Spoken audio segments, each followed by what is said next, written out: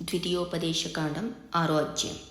నీవును నీ కుమారుడును నీ కుమారుని కుమారుడును నీ దేవుడైన యెహోవాకు భయపడి నేను నీకు ఆజ్ఞాపించు ఆయన కట్టడలన్నీయు ఆజ్ఞలన్నీయు నీ జీవిత దినములన్నింటను గైకొనుచు నీవు దీర్ఘాయుష్మంతుడవగునట్లు మీరు స్వాధీనపరచుకొనుటకు ఏరు దాటి వెళ్ళుచున్న దేశమందు మీరు జరుపుకొనుటకు మీకు బోధింపవలనని మీ దేవుడైన యెహోవా ఆజ్ఞాపించిన ధర్మమంతయు అనగా కట్టడలు విధులు ఇవే.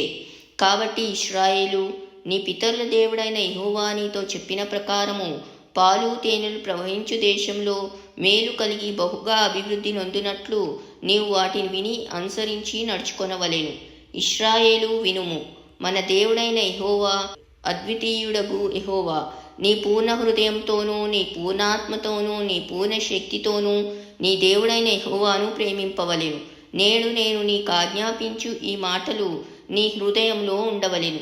నీవు నీ కుమారులకు వాటిని అభ్యసింపచేసి నీ ఇంట కూర్చుండునప్పుడును త్రోవ నడుచునప్పుడును పండుకొన్నప్పుడును లేచినప్పుడును వాటిని గూర్చి మాట్లాడవలెను. సూచనగా వాటిని నీ చేతికి కట్టుకొనవలెను.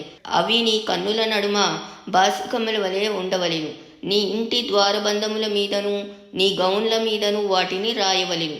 నీ దేవుడైన యెహోవా నీ పితరులైన అబ్రహాము, ఇస్సాకు, యాకోబులతో చేసిన ప్రమాణమును బట్టి నిన్ను ఆ దేశంలో ప్రవేశపెట్టి నీవు కట్టని గొప్పవగు మంచి పురములను, నీవు నింపని మంచి ద్రవ్యముల చేత నింపబడిన ఇండ్లను, నీవు త్రవ్వకపోయినను త్రవ్వబడిన బావులను, నీవు నాటని ద్రాక్ష తోటలను ఒలీవ తోటలను నీకిచ్చిన తర్వాత నీవు తిని తృప్తి పొందినప్పుడు దాసుల గృహమైన ఐగుప్తు దేశంలో నుండి నిన్ను రప్పించిన యెహోవాను మరవకుండా నీవు జాగ్రత్త పడుము. నీ దేవుడైన యెహోవాకు భయపడి ఆయనను సేవించి ఆయన పేరట ప్రమాణము చేయవలెను. మీరు ఇతర దేవతలను అనగా మీ చుట్టూనున్న జనముల దేవతలను సేవింపకూడదు. నీ మధ్యను నీ దేవుడైన యెహోవా రోషం గల దేవుడు గనుక నీ దేవుడైన యెహోవా కోపాగ్ని ఒకవేళ నీ మీద రగులుకొని దేశంలో నుండకుండా నిన్ను నశింపచేయును. మీరు మస్సాలో మీ దేవుడైన యెహోవాను శోధించినట్లు ఆయనను శోధింపకూడదు. మీ దేవుడైన యెహోవా ఆజ్ఞలను అనగా ఆయన నీకు నియమించిన శాసనములను కట్టడలను జాగ్రత్తగా ఆచరింపవలెను. నీకు మేలు కలుగునట్లును నీ ఎదుట నుండి నీ సమస్త శత్రువులను వెళ్ళగొట్టేదనని యెహోవా చెప్పిన ప్రకారము నీ పితరులతో ప్రమాణం చేసిన మంచి దేశంలో నీవు ప్రవేశించి దాన్ని స్వాధీనపరచుకున్నట్లును నీవు యెహోవా దృష్టికి యథార్థమైనదియు ఉత్తమమైనదియు చేయవలెను.